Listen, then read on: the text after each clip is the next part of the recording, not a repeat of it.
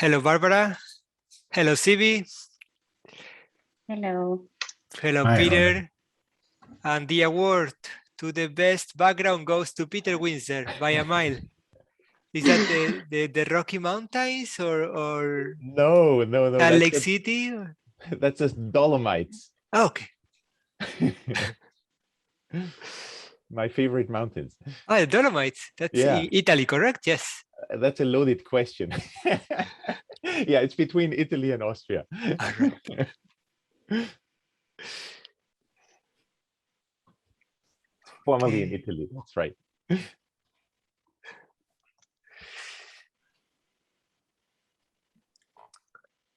So we will take exactly 1 hour and we start in exactly 45 seconds.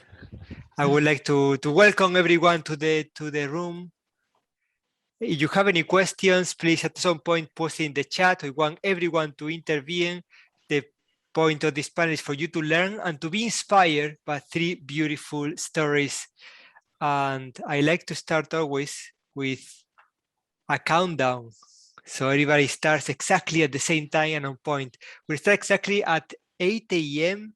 EDT, which is 2 p.m. here in the Netherlands. I will be in 8, 7, 6, 5, 4, 3, 2, 1. Ladies and gentlemen, welcome. Welcome to this panel on entrepreneurship. We are here to talk to Barbara Buades from Meet Optics in Barcelona, Spain, Sivi Pulicarceril from Baraja in Sydney, Australia, and Peter Windsor from Nubis Communications in Newark, New Jersey, the United States of America. And the point of this panel is for you to get inspired. We actually did some homework and we put an agenda together with the key topics that we want to discuss over the next 1 hour. We want for you to realize how these people went from an idea to setting up the company and how they came across on what things they had to learn from the different markets and understand what is their position in their market of choice. We also want to learn how they established the company, how they set up the corporate agreement, how they choose to hire or learn to be a CEO, and how they built a team around them. And most important, what I think is going to be the most important aspect of this meeting, how to raise capital, how to define if you have an exit strategy or you want to create a lifestyle company. With this and with fantastic people in the room, the panelists and the people listening to them, let's start. Thank you very much for joining the panel today. I want to start by introducing the 3 panelists. And I would like to start going to Barcelona first. We are meeting the CEO of Meet Optics, Barbara Buades. Barbara, good afternoon. Hello, good afternoon. How are you doing? I'm doing great. I'm very excited about this. We're also meeting the CEO of Baraja, Sivi Pulicarceril. Good evening for you. Good evening, Jose. Great to be here. And also, just to complete the whole world, it's a global event, I'm going to say good morning to Peter Windsor, CEO of Nubis Communications. Hello, everybody. So for these people to get to know you better, let's make a bit of a round of introductions. Barbara Buades, what is Meet Optics? What is Meet Optics, or why do we exist? No, why Meet Optics exists? I did my PhD in physics in the field of photoscience. So when I was working in the lab, you work a lot of hours, you don't have windows, and it's quite tough. But something that was frustrating me is that although it's a lot of hours, you still spend many hours doing simple things like finding for equipment for the lab in order to proceed or with the experiments you want to do, which it was quite annoying at that time. And then when I finished my PhD, I found that many people find that part annoying, like if you need to search for a camera or for a achromatic wave plate or anything you wanted for the lab. So we decided together with James Douglas, the co-founder at Meet Optics, we decided to start a search for photonics products that are available in the market. So basically it's a platform that gathers many components and classifies them through all the specifications and puts them in the platform such that our users can find, search, compare any product by any specification. So this is where we started 3 years ago. And about a year and a half ago, we launched the first MVP, so the first prototype to the platform. And now we have more than 40,000 products. So it's very exciting, and we can help many engineers, researchers in the community searching for optics, which is nice. Did you hear that? For me, this is one of the most inspiring stories in the photonic ecosystem. It's a person who was doing her PhD. She needed an optical element. She couldn't find it. She took a long time to find it, to compare the different suppliers, and then realized that she wanted to save that time to future researchers, and there was money. There was a business case behind it. Barbara, thank you very much for that. And now we go from Barcelona all the way to Sydney, Australia. Sivi Pulicaceril, thank you very much for being with us. What is Baraja? Well, great. Thanks for being here. Baraja is a LiDAR company based in Sydney, Australia. We started the company with a simple idea that LiDAR of the future could be enabled by using wavelength tunable lasers coupled with dispersive optics. And for the photonics people in the crowd here, this makes natural sense. So much of our work involves using wavelength to do things. Well, we just harness the power of wavelength to make a no moving parts beam scanner. And that's why we think our technology is the winning technology. A no moving part beam scanner for many applications. LiDAR is the one that we have all in mind. Congratulations, Sivi, what you are achieving so far. We go from Australia all the way to New Jersey. We go to meet Peter Vincer. Good morning. Tell us what you can tell us about Nubis. Yeah, thanks, Jose. So, I mean, Nubis is still a stealth mode startup, so I can't tell you a lot about what I'm doing, but many of you might know me from my time at Bell Labs. I was at Bell Labs for 20 years, and many might wonder, so why did you leave Bell Labs? And I'm being asked that question a lot, and that I can tell you about. So, working at a big company is always has to do with having impact in a big organization with a certain management structure around it. And sometimes managers forget that the people work for them, and that the people working for them have other choices. So if you can't get your dreams in terms of technical directions accomplished anymore, then some people will leave. And that was my story as well. So I couldn't get my technical vision implemented within Nokia, and that's why I left. And now I'm trying to get that vision implemented in a startup.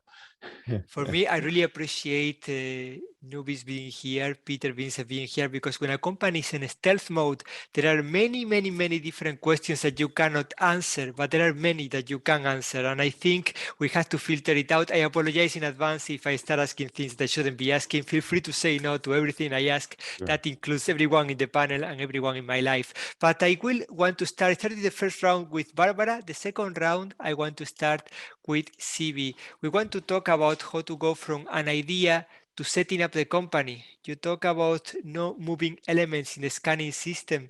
How did that idea came up to your mind? Well, I mean, I think for those of us in optics, I mean, these are pretty natural methods. So, I was working at Finisar, and Finisar makes a lot of WDM components, including wavelength selective switches. And these then have no moving parts in them. So actually, myself and my peers were very used to this idea that you could control the direction of light without moving parts. And I was working on an R&D project, which was really exciting. And I had no idea what the market application was. I just knew this was a technology that had legs somewhere. And it was until I met my co-founder, who was an engineer also in the company, who started looking at different applications, and he saw this original Google vehicle that was driving in the streets, and it had a huge spinning bucket on top of the vehicle. And that was the LiDAR. It cost $75,000. It weighed 13 kilos. And it was not meeting the requirements that autonomous vehicles were going to need to be able to progress. And so we started the company with that vision that, well, we thought we could definitely displace that technology with something much more advanced. Because one thing that we always have a problem with the entrepreneurship here is that we have this, I have a hammer and I'm looking for a nail. We are the idea that we have to sometimes push technologies and find applications. Did you have that challenge, or for you was natural that you were trying to solve a problem in the industry? Well, I'd say I mean I have that problem. So I love the technology, and I was looking for any application. And as the CTO, I'm much more focused towards what technologies we can bring to market. I was just lucky that my co-founder, who has he has a background in business, he immediately started looking at, well, what was the rate of adoption for similar technologies in electric vehicles, and then trying to make a market model for this. And then, the important things that maybe, photonics people don't think about is like, how much can you sell this for? What's it going to cost for us to make it? For how long can you sell it? How much of the market can you expect to get? And then all of these, you can put together a business model which says, ideally that you are going to return, give a great return to investors. And that's part of the story on how you raise money. But I find that information is definitely not easy, especially for optics lovers like us. How was it for you, like a chance that you met that colleague that managed to have that passion? And how did you manage to get that information? Yeah, this is actually a common problem, I think, which is a lot of technical people, they start a company and say, well, who are the customers? And they'll say, I don't know. How do I find a customer? This is probably the single largest problem of the startup, which is not the technology and not the idea or even the execution, but who is the customer and what are they willing to pay? And I think there's no substitute for that other than actually hitting the ground, going out there, meeting people, talking to people to try to find that insight. And now sometimes that insight comes because you are in a field yourself and you can see it directly. If you can't, then there's nothing else you can do, but you got to get out there. You got to get to a conference. You got to meet some customers. You got to ask people what they're willing to pay. Peter, you are nodding along all the time. Yeah, You're desperate to talk. I know that. Exactly. There is one additional thing that's extremely important. That is, know exactly your competition in terms of not companies competing against you, but solutions competing against your solution. So you need to know all the solutions that can achieve the same thing or a very similar thing, and it can achieve it at various different cost and performance levels. And you need to know exactly where you fit in, and do you compete or do you not compete? And if you don't compete, you don't have a case, period. And that's something you need to be very much aware of. And that's different from the scientific publication landscape, for example, where you can still write a good paper even if that solution is big, if your solution is worse in the practical world, but it might be just good in performance on one aspect, and that's enough for a scientific paper, but it will not be enough to launch a successful product. What happens if the technology that you want to take to the market has not yet competition? Would you doubt that is the right technology, or would you think that is too early? Or would you consider that is too risky? I think every single technology, no matter what, has competition. It just might not be, you might be better than every competition, which puts you in a very good space. But every single thing has something, how it's being done today. There is nothing I can think of where it's not already being done today in some way. It might not be done as good as you are proposing, but almost everything that you can think of is being done in one way or another already. And this is when Barbara comes to the table, because what you're doing is not being done today. I cannot find a website in which I can compare all the different suppliers of optical elements and then choose, depending on my parameters, which one to choose. So how did you address the challenge, and what do you have to say to Peter? So Peter is right, I have to say. So the approach is, how are they solving the problem that we tried to solve before we existed? So people what do they do to search for optics before we existed? So they would go to Google, they would search for the product names, they would go to the manufacturers they already know, they'll try to find it there, they would compare the products maybe manually in a table. So what we try to replicate and Mid-Optics is to try to make all these manual activities, try to make them in one place, automated, that people can save time and not doing them one by one, searching for the different suppliers, comparing each specification. So he's completely right. We have competition, which is how people are solving the problem at this moment compared to how we want to solve the problem. And understanding that competition is something that is vital to really know what is role in the market. For you, Sibi, how was it? Did you manage to, because there are so many different technologies for laser scanning, how did you make that competitive analysis? Yeah, I mean, LiDAR is a special place because, it had a really explosive growth, say 5 years ago. At that time, there was an explosion of maybe 70 LiDAR companies that came on the scene. We addressed that. I mean, similar to what Peter's doing, we stayed in stealth for several years because we thought we had a unique technology and we didn't want to be very public about it. But what that meant was because most of our competitors were out there publishing, like what they had about their technology, it was getting easier to do competitive analysis about products.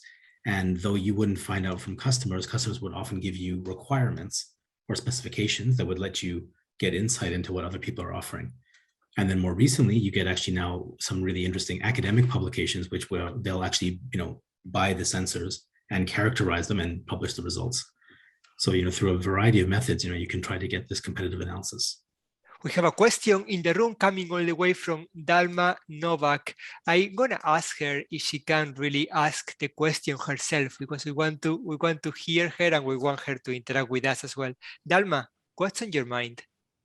Thank you very much, Jose. I really enjoyed the discussion so far. I have a question about making the transition to being an entrepreneur. I think all the panelists have a similar background, starting off in research, and now you've moved to the business side of being an entrepreneur. And I know there are always different challenges, and each one is probably unique to your particular story. But I would like to hear from each panelist, in making this transition so far, what has been the biggest challenge that you have encountered in terms of the particular market and technology that you are working on? So let's start with Peter, because first he started, then Barbara started. So I think that the biggest challenge is what I tried to describe before a little bit. In research, it's like a closed environment. If you have a solution that's good in one space, but maybe not in the others, it's still going to be a good research result. But in the product world, you need to be good overall. You need to compete on many aspects that you wouldn't consider in research, be it cost, reliability, manufacturability, power, all these things that in the research lab really don't matter. So you have to learn a total new skill set in terms of filtering out what the important quote unquote parameters are, and that shift is the most pronounced shift for me. Barbara, how did you change your life becoming a successful entrepreneur? For me, so in order to build any technology, any product, you need money. So in research, you have this money usually through public, ERCs or public grants or other ways. And like the manager, the PI is usually in charge of that. In a company, this money usually comes from investors, and investors, like in public grants, they will speak your language more or less. So it's time to convince other researchers, other engineers that know more or less what you're talking about. But sometimes when you talk to investors, they use the same word that you're using for them has a completely different meaning. So understanding how they talk and changing your pitch that they understand what you want to achieve, what you want to reach, and trying to communicate. So this communication barrier was probably the most challenging for me, and the one that I had to speed up as quickly as possible if I wanted to grow the company. How about you, Sibi? Yeah, well, for me, I think there's two things that were really difficult. One on the personal level was, I really would prefer to spend my time in the lab or, doing deep analysis of photonics and science. But most of my time, honestly, is spent dealing with people issues, either hiring, recruiting, HR issues, team organization, these things. And that absorption of my time has actually been very challenging. On the professional level, one of the biggest learnings I've had to make is how you actually get deals done. One thing is finding customers and understanding what they want. But when you want to sell something that's a hardware product into a big organization, how that sale happens is actually really challenging. And, we struggled for years trying to understand how this happens. This year, we have hired, executives that come from automotive or from semiconductor areas, and hiring these executives has actually taught us, me and my co-founder, how these deals get done. And it is very different than I would have thought. But when you talk about that it was such a burden to get out of the lab, you wanted to be in the lab, please tell us, you are enjoying very much what you're doing now, correct? Well, I mean, I think you have to enjoy different things about it. So I used to, very much when I was a research engineer, I used to enjoy my personal contribution and making the advancements myself. Now, we have over 100 staff. So every time one of my junior engineers comes up with a great idea, anytime the team rallies to solve a big problem, that is now the joy that I get, is seeing the accomplishments of others. Peter wants to talk. I feel it. Yeah. So what Sivi just said is very important, and I don't want this to get lost in the discussion. So the hiring of executives who understand the business, it's very important that you think company when you have a startup. You don't think individually. You don't want to be the best research in the world. You don't want to be that. You want your companies to succeed, and how that, whatever you do, whatever it takes to get that done. So you realize that, hey, I'm not the best business person, so we will have to hire a new CEO it's not said that the technical founder needs to remain the CEO, which is the case also for Nubis. So we have a very good business executive as the CEO, and that's the right thing to do for the company. It's very important that in the startup world, you don't think ego, you think success of the company as such. And I just want to amplify that. That's what Sivi essentially said, but I wanted to just amplify that. I want to amplify it even higher, because you are saying that sometimes you would advise young entrepreneurs to hire a CEO. And that could mean really hiring somebody to be your boss and tell you what to do. And for many young entrepreneurs, companies are like their babies. There's no baby more beautiful than their baby, because it's their baby. And then hiring somebody to be the father could be something difficult sometimes. Have you seen this happening? How would you advise these young entrepreneurs to lower their ego? I mean, I see it all the time. When you look around the technical companies, you see the technical founder remain the CEO forever.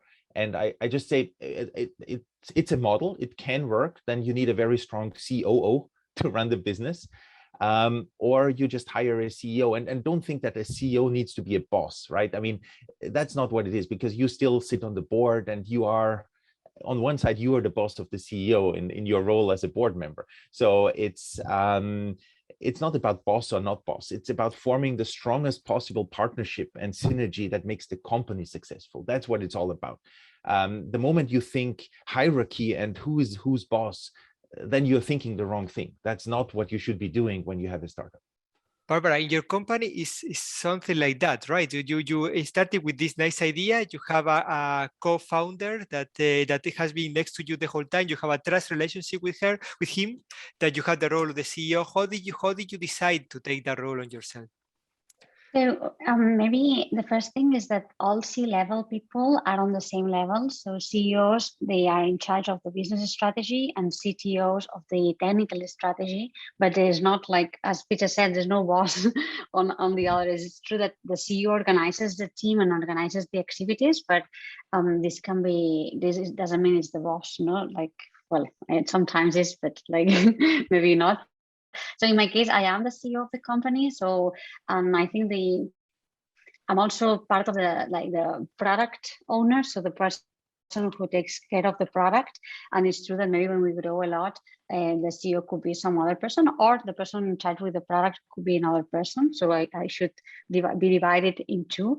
And I don't mind. I mean, both of the parts, I love it. So I would not mind having another CEO or another CPO for the product. Then it's about the money, so how you convince to have a CEO on board that knows a lot about the industry, that is willing to be like 1.5 years without the salary, to work full-time, nights, weekends. So maybe entrepreneurs have to be a bit of everything at the beginning and get some money, and then you can pay a CEO, an external CEO, and can convince them to join. Maybe they can get this role, but for the first years, probably it's difficult if you don't have money and you're bootstrapping to get to this point. We are going to have a long discussion about the money. We're going to say the whole second half an hour to talk only about raising capital, because I think most of the questions are there. But Sivi, it's all about letting go, correct? Because from the very beginning, you had this nice idea, and then you had to hire people with the right expertise, but also the right to say things inside the company to drive that expertise into strategy. Was it difficult to let go in that direction, or you found it natural? We need to do it like that. I knew my technology. It is okay. These people will come and help my technology being deployed. Yeah, look, I think I really agree with what Peter was saying, which is, you have to put your ego aside. And I think if you come with a team mentality, this is natural to do, that you feel like you want the success of the company foremost. And so that means, making the right hires when that's possible. For example, this year, though I'm the CTO and I drive the technology strategy, this year I hired a VP of R&D.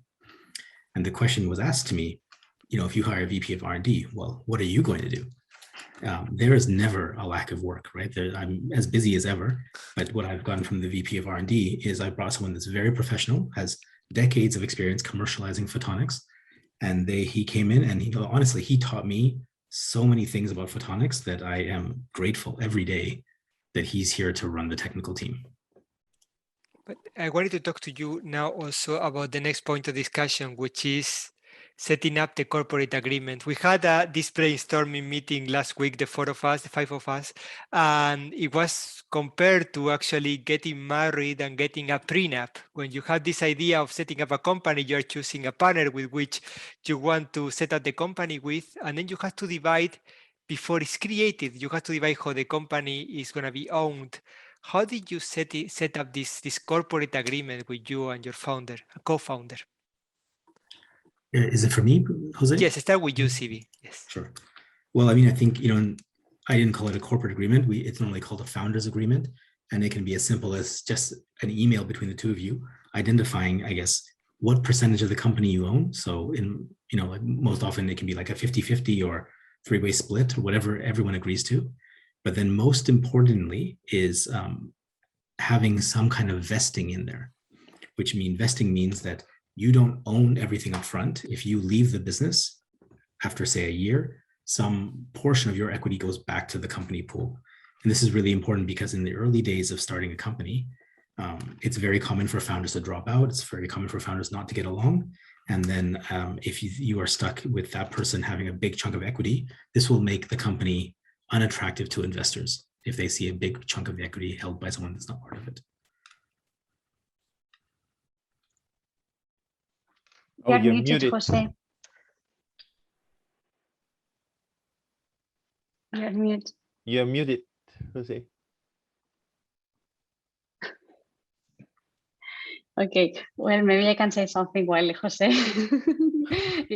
tries to unmute himself. Yeah, I agree with you, Steve. It's important, the vesting. So not like thinking more than investing is like a solution to thinking of what happens if you leave tomorrow, if you want to change city, if I want to live somewhere else, if I don't get on well with you. So getting like the divorce, like, like the difficult talk before you start, it's very important. Also, I think to align where you want to go, like how big you want to reach this, like where is the point, what are you willing to do for the company? I mean, at the beginning, maybe it's very difficult to know what are you willing to do for the company because the company doesn't exist yet. But this like for how long can you be there without a salary? For how long or how much do you want to earn? Yes or yes, or otherwise you are going to leave. Or these difficult talks that are talked at the beginning before you start. I think it's very important, and if they can be written down in an agreement, that's even better. And then for investors, I would not care that much because they are going to change it anyways when they come. So they will say, oh, okay, this agreement was good or bad. So they will try to change it if they don't like it.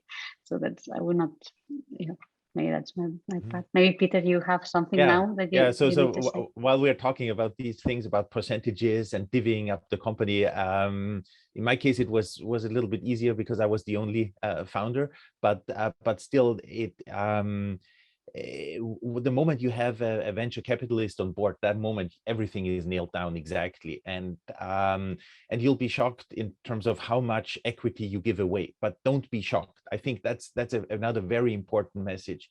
It's better for you to look for a top tier VC who has done, provably done a lot of good things. In my case, it's Matrix Partners. They were behind Acacia, for example. So if you have a VC who has proven that they can deliver and they can grow a company from a small technical team to an IPO, this is what you want as an investor. And then you are happy to give away more than you would if you, in terms of equity, if you just had a check being handed to you. That's a very useless investor who just hands you a check. You want somebody who knows the technology, who has done it before, who can guide you, and you learn a ton from the investor as well.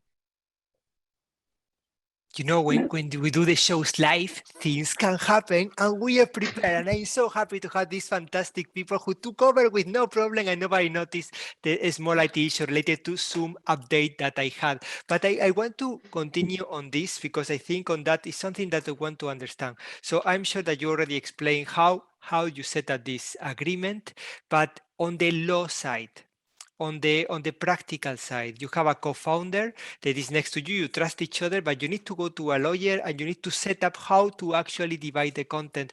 What kind of advice, Peter, would you give? Do you advise to do this on the legally side? Do you advise to have a trust relationship? What is your take on this? So, I mean, as I just said before, while you were out a little bit, once you have a VC on board, you have to have all of this done. So, and the VC will typically hook you up with a lawyer. And in my case, the lawyer did everything for free, even before the funding was done, because these costs can rack up very quickly, and it's hard to pay that out of your own pocket. So in my case, what happened is the lawyer said, yeah, okay, you're talking to this VC. I'm pretty sure that this deal is going to happen. So I'll take the risk. If it doesn't happen, I'll swallow the loss, but I will give you all the legal advice in setting up the company, in doing the incorporation to become a Delaware company. All these things the lawyer did essentially based on, yeah, it's going to happen. I mean, if you get good people, they have a feeling for, is this going to work? And they give you the benefit. I mean, they give you a trust, and that's very important. And now it is 2:30 here in the Netherlands, 8:30 EDT. It is time to talk about raising capital. We want the whole half an hour next for the meeting to talk about how to advise companies to raise capital. This is a very important aspect because you are going to set up a company and you need money. Barbara said very clearly, you need money to hire people, to scale your technology, to get the first prototypes. You need that money, but that money comes with a very, very expensive price. What is the first thing? I'm going to start with Peter. What is the first thing to consider here? You start the company. How do you decide what and how much? So the important thing is even to get a VC interested in you, a good VC, right? You don't want a VC who just hands you a check. You want a VC who has experience in that, who has done it before. And how do you even get to talk to such a VC? And the best way to talk to a VC is through another successful entrepreneur. That's really the best way in. You need to find somebody on a technical level who has done it before and who has the ear of a VC. And that's how I did it. And I didn't approach many VCs, less than a handful. And I went to all of them through another person who was very well respected, through multiple other people, of course, each with their own VC, who were very well respected by that VC. And that got me the first meetings. And once you have, and then it's up to you, right? I mean, then the introduction is made, you have your first meeting, and the goal of the first meeting is to get a second meeting. That's your sole goal. In that first half an hour to 1 hour, you need to make a pitch that the VC wants to dig in further. So you get a second meeting and then the ball rolls. But in order to get that first meeting with a top-notch VC, it's best to have some connections that can get you that first meeting. It used to be when you talk to investors that they are interested only in software. Now is the past. That is not like that anymore. But very often when you talk to investors, they are very interested in your exit strategy. And if you don't have an exit strategy, what strategy do you have? Like a lifestyle company, or like to create a company that will be diluted into other companies? Barbara Boades, I know you are talking to investors now. What is your feeling on this? Do you think that the investors are most interested now about exit strategies than other strategies for the creation of the company? So there are different kinds of investors. There are investors that are VC investors, venture capitalists, and then those have a very specific strategy of exit. So they want to be exiting 5, some of them 10 years, but that's more in like hardware. It's a very pre-early stage part where they come in. So I think when going back to your before question, saying like how much money you need to raise and at which point you are, if you are searching for a rapid growth, sorry about that. If you're searching for a rapid growth, there is always a way to say, okay, so there are VCs in the early stage, like pre-seed stage investors, maybe business angels. Then we have the pre-seed VC capitalists, and then we have the Series A, then VC. You cannot approach one of the different stages when you are not ready for that. So this is very well established. So how much money you want to raise, how big you want to go to the second stage, and then you need to go sorry, I need to just a second. I come back. Of course, please go ahead. Sibi, when you talk to investors, the first thing they ask you is, send me your business plan. It's always, it doesn't go any further than that. Send me your business plan. How did you prepare a business plan, and how is it easy, difficult for people who come from the research side to actually develop that very important document? But I don't think it's not that the first thing they want to see is a business plan. I think what they want to see is something about your story. And so that's usually a pitch. It's usually the slides. And the great thing is there's a lot of resources out there on how to make a great pitch deck. I recommend the one I always link to people is the Airbnb pitch deck, which is like 12 slides. There's hardly any information on it, but it's so impactful. If you look that up and take a look, you will get the idea that they were pitching immediately.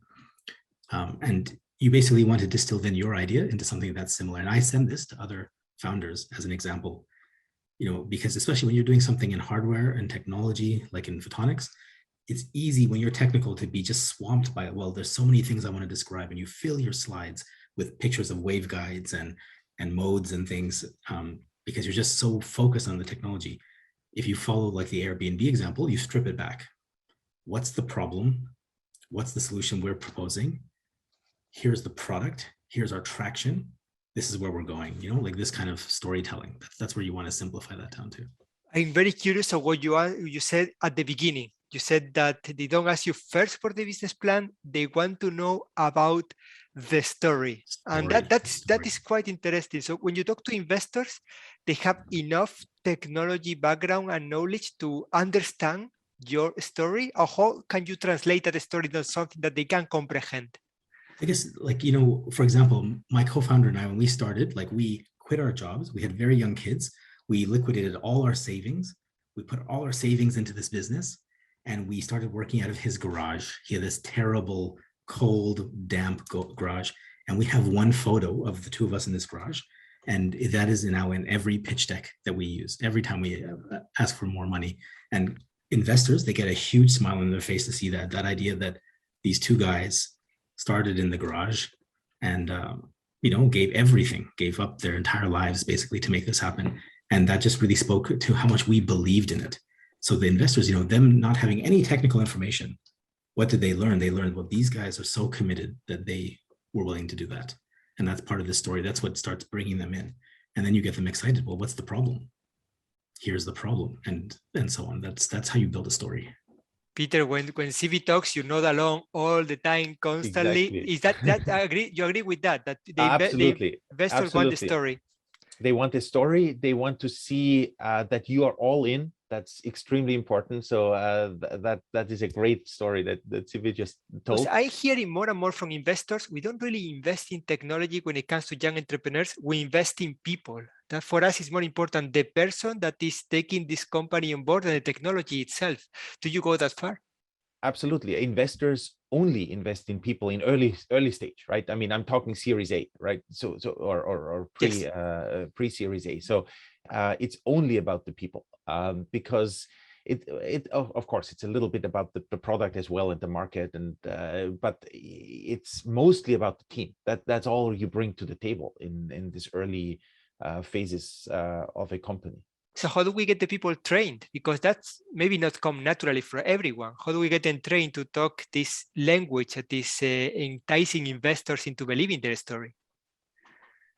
I mean, one way of doing it is go look for somebody who you know somehow through some of your networking channels, from the scientific community, from wherever, from friends, somebody who has done some business stuff and has done it successfully, and just show them your pitch deck, talk about it. Oh, and by the way, there is no NDAs for investors, so don't be paranoid. Don't think you are disclosing it to the entire community of competitors. You need to be open. Forget about NDAs, proprietary. No, it's totally irrelevant. Just get out there, show your technology. Of course, don't disclose every single little detail, but the general gist of what you want to do, you have to open up and disclose. Otherwise, you're on the wrong path. Barbara, money from investors doesn't really come for free. So money with investors comes with a label. They want a percentage of your company. You are talking to investors right now. How do you decide what is the size that you're willing to, the size of the company you're willing to exchange for the investor money to make the pie bigger in the future? It's quite a standard, so it's not something you choose really. So it's quite a standard that each round you will be diluted between 15 and 20%. And then if you want to have more because you want to grow fast and you want to do something, let's say, different. So because for some reason strategic, you know that then you'll have to leave more percentage. And if you want to grow a bit less for some reason, because it's a breach round instead of a complete round, then you can lose a bit less, but it's fairly standard. So the question is, how much money do you need to get into the next phase? And then you make a business plan. You try to be realistic about the business plan as much as possible, but also with a growth mindset of, okay, what can we achieve? And then started dealing with them. So we are in these times in which it's all about quantum, it's about deep tech. There are words that LiDAR, there are words that are appearing everywhere, and the investors are actually resonating with them and wanting to come. Sivi, how did it help you to have something that can actually make LiDAR faster, smaller, cheaper for automotive, more reliable? How did it help you in your message to go into that trend of photonics? Yeah, look, as I mentioned, like, I mean, most of the investors are not technical, and photonics is, even sort of more specialized. So it's something that really nobody has much experience in. So our first investors, they could not assess the technology, but we were lucky because LiDAR was such a hot topic. There was a lot of stuff happening about it, and they could clearly see that market trend, that there was a need for this, and there was a creation of a lot of companies. And what our investors did is they introduced us to some self-driving car teams. So some of the best teams in the US and in Europe. And we would have calls with them and then talk them through what our proposed solution was. And then the investors would be on that call and they would just understand if what we had was fake, was it a bad idea, or was it interesting? And most of those companies said, this is a pretty interesting idea. And that gave them confidence then to not do the assessment themselves, but to use the assessment of these potential customers. I have to say at Epic, it's very rare the week in which a few investors don't want to talk to us about what is really deep tech, what is really quantum. The people it's resonating with them. They want to know what it is. Peter, do you think this is helping the industry, that we had these worlds in photonics that are attracting so much interest? Or do you think they could be building up for a hype that could be very dangerous? Yeah, I mean, hypes are always very dangerous, and and they will eventually blow up. So that's and also you shouldn't be sort of fooled by very high valuations of companies, because if a company is valued too high, they will have problems raising money in the next round. So it's not always a good thing to get a super big valuation, just to be clear on that. I just wanted to hook in a little bit more on what Barbara said before. So because I had a different experience in terms of the 15 to 20% dilution per round, and I know that these are numbers that are floated, but that those are not the numbers that I'm familiar with. And what I would recommend is don't worry about dilution. If you worry too much about dilution, you're clinging on. You're not really letting go. You need to trust that it's a free market. First of all, it's a free market. If you have 10 offers on the table, then you can start negotiating. But you should not think that if you find one investor, that investor has to give you a valuation so that you have 15 to 20% dilution. That's not the case. It's a free market, and the investor can offer whatever they want. And if they want to dilute you down to 10%, then that's their choice. But the investor does not want to do that, right? The investor wants to keep you motivated and interested. What the investor also wants, especially in early stage companies, is for you to have a huge pool of stock options that you can give to your employees, because your first founding team will want a lot of equity, and you will want to give them a lot of equity to get the best talent into your company. So the initial dilution is way more than 20%. At least that was my experience, and I'm not sad about that, because I looked at other companies that were highly successful, like Acacia and so on. And these things, once a company goes IPO, you can look into all these, who has what, and where the percentage is. And if you look there, the dilution was enormous. But still, if the valuation is several $billion, even a few percent is a lot of money. So you shouldn't worry about dilution too much. You should worry about finding the best investor that can make you successful, and then working with that investor, and hiring the best team and giving them equity. That's really much more important. A very beautiful topic, which is how to attract the huge talent, the good talent to startups. And on that, we have a question in the room. I want to go to the company Excelitas, one of the key companies in photonic component manufacturing. Matthew Posner, thank you for being here. What's on your mind? Yeah, thank you, Jose. And yeah, it's a nice transition, because I think we heard about maybe one of the strategies that you had for attracting good people into the company and giving them shares. But there's a widely acknowledged skill shortage in the field. So can you say, well, all three of you, a bit more about effective strategies to drawing and also keeping talent in your startups?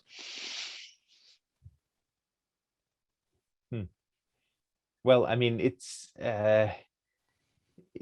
sort of should come natural, because you know people in your field, and once you hire, I guess the one important thing is you have to hire the top people, really top people in the world, because those will again hire top people. If you make a compromise early on, then you never get to that top people level. But once you have this top team, then it sort of rolls by itself. And yes, you have to entice them, and you can't be greedy with equity. If you are, then you won't get the best people, and you can't be greedy with salary either. You have to pay market rates. Otherwise, why should a person join your startup and not work somewhere else? So you have to really be people focused from the very beginning. That's key. And I don't think there is a shortage of top talent. It's just you need to entice them, and you need to get them, and you can. Barbara, how you are enticing top talent in Barcelona?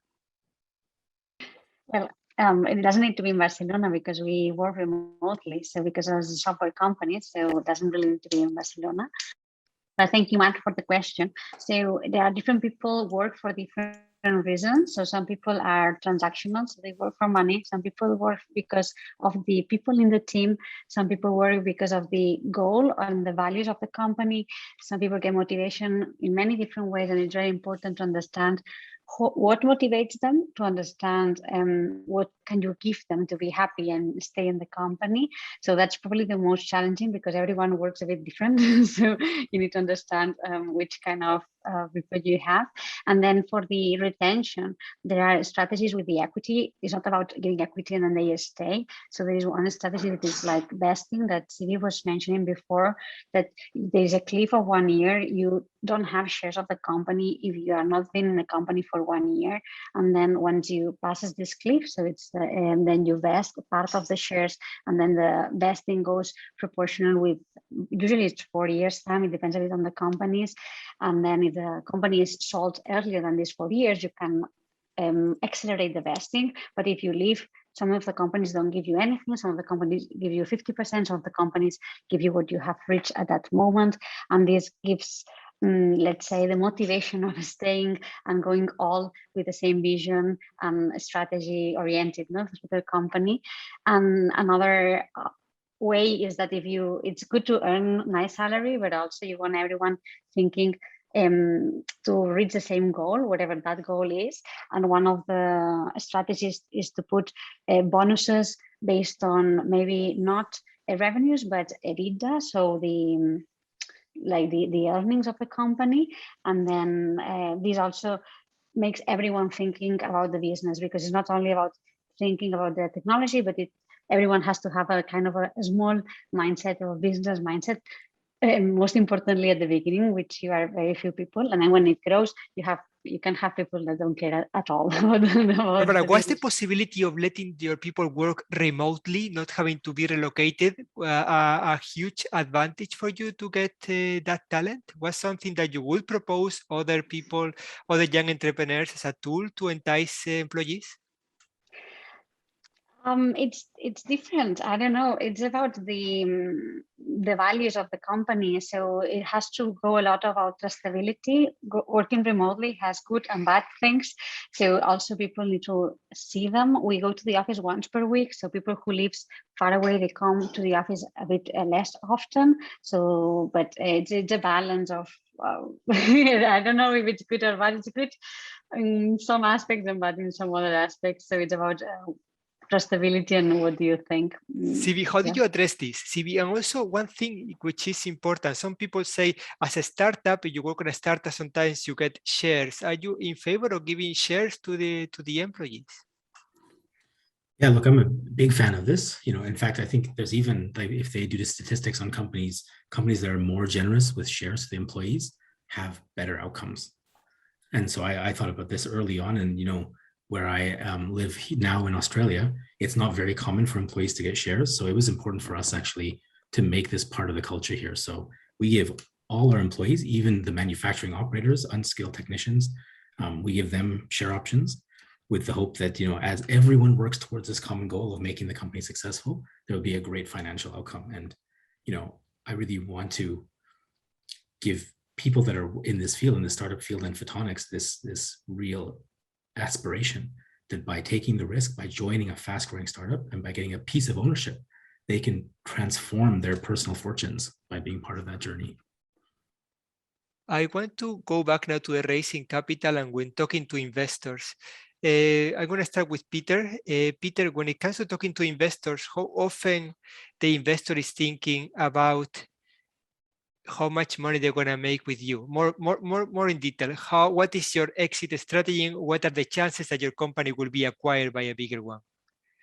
So, I mean, that frankly, that is the only thing that is on investors' mind, right? Their job is to make sure that they get the highest return possible. So that is the only thing they really care about at the when everything is said and done. That is really what they are in for. Do they think about exit strategy in the beginning? They don't, because nobody knows. Nobody knows how things are going to evolve. Are you going to go IPO? Are you going to be bought by another company, maybe first go IPO and then are being bought. I think there are various options, and I'm sure that the investors calculate some probabilities in their spreadsheets in the background that you have no access to. But exit strategy was never a topic. The only thing that the investors wanted to know from me initially was, are you in there for short-term returns? I mean, do you want to sell your company at the first possible opportunity? And I told them, no, I mean, we'll see. and that's the important thing, right? They don't want you to pull out too quickly, but the rest, nobody can predict how this is going to evolve. Yeah, this is a great point. I'd like to comment on this. Yes, Peter's please. point is really good, which is, you know, as you're on this journey, you know, it's very common to have acquisition offers along the way. So if you as a founder are really interested in selling out early, you know, you'll profit from that. But for the investors, that's a really bad outcome. And, you know, it really comes down to like some simple mathematics, which is, you know, if you have an investment from a VC, they typically want to be able to make enough money from your company to return the fund. So if they have a fund size of $200 million, whatever they invest in you, they want that to return $200 million for that to be a great outcome. And if you think about it, right, like, so maybe by the time you get to an IPO or an acquisition, if they have 10%, that means they need you to sell, you know, at $2 billion valuation so they can get back 200 million. If you're a founder that's going to exit early, then that is basically they've lost their shot on a goal. You know, they need you to be in the game long enough to see if you can get to that $1 billion, $2 billion valuation at least. Barbara, sometimes companies are designed to be acquired by others because they feel a very important role in the supply chain, and some companies want exclusivity of that. Others, they want to be lifestyle companies in the sense that they provide a fantastic place to work to talented people for the future. Do you see that as a challenge when it comes to talk to investors? There are different investors type, and there are some that are like long-term companies building, more like building as a lifestyle, and then the return of the investment comes from dividends in much more longer. And usually those are VCs who want to also have impact into society. So it's not only about return, but they also want to have impact. So if you have a company that has like, I don't know, impact oriented, that wants to be a long-term company, it's also possible to find these investors, but then they are not called VCs typically. Yeah, but they exist. So it's about finding them, and each of the investors will invest in a specific topic, a specific location, a specific time of the company. So it's about knowing what they invest, and then reaching out the ones that match you. This is a very important topic here. I actually have noticed that as well. There are many investors now that they want to be put in touch with companies who contribute to sustainability, that contribute to environmental challenges. Is that something that you have? CB is nodding along. Is that something that you have observed as well, CB, that there are investors who have bigger interest at the pure return on investment in the industry? I mean, fundamentally, they have to watch the returns. They have that responsibility to their investors called LPs. But we get, of course, many investors which will have requirements on ESG. So there'll be a lot of extra things they'll ask you for, which are all good things, you know, understanding what your governance requirements are, like, you know, anti-corruption, anti-fraud. So those things are a lot more common. And then, of course, everything we do on the environmental side is also very transparent and, you know, something that we're proud of. In the last year at Epic, I'm getting a lot of questions about who in your network can help my company study the impact in environment, the sustainability, and the carbon footprint of my technology. CB, did you observe that as well? You are doing LiDAR for automotive. Do people want to have a study of understanding, or at least a pitch towards how you contribute to sustainability, or what is the carbon footprint of your modules? Not specifically. So, I mean, we work with a lot of companies that are in the electric vehicle space. So that then is the tie to having that reduced carbon output. Peter, how about you? Are you seeing this trend that companies, investors are really thinking about green tech when they talk about photonics, and they want us to contribute in that direction, and that they are willing to compromise their ROE expectations? No, I'm not seeing that. So I think VCs are in there for the money and for the money only. And yes, they will, of course, also look a little bit on side aspects, but that's really not their focus. Otherwise, they wouldn't be called VCs. I mean, as Barbara said, there are investors out there who would place more focus on that, but those are not the major VC firms. So what I like about this, Peter, CV, and Barbara, is that I think I see here the geographical difference of the world, because in Europe we do observe quite many VCs who are looking about, I don't know if for marketing reasons, for real reasons, I don't want to put my hand on the fire, but they are looking a lot about all these aspects. It is almost about time to finish. So I would like to have a quick word of wisdom for the younger generation of entrepreneurs from all of you. Peter, a word of wisdom, one advice that you would give the younger generation of entrepreneurs. Okay, know your customer and then go for it, and don't look left and right on little things like dilution and other minor things. Just go Know for your it. customer. Barbara, what is your advice? If you find a wall on the path, just go around the wall and find Know a your different path. customer, do around the obstacles, and CV? Would say that there's a million reasons not to do something. You should just start. Know your customers, go around the obstacles, and just start. Thank you very much for a fantastic session. It was really great. Peter, CV, Barbara, the industry needs entrepreneurs like you. Thank you for inspiring them. Until the next time, this was Jose Pozo chairing this fantastic panel. Continue attending the IEEE sessions. See you later. Bye-bye. Thanks, everybody. Bye-bye. Thank you. Bye-bye. Bye. Thank you. See you.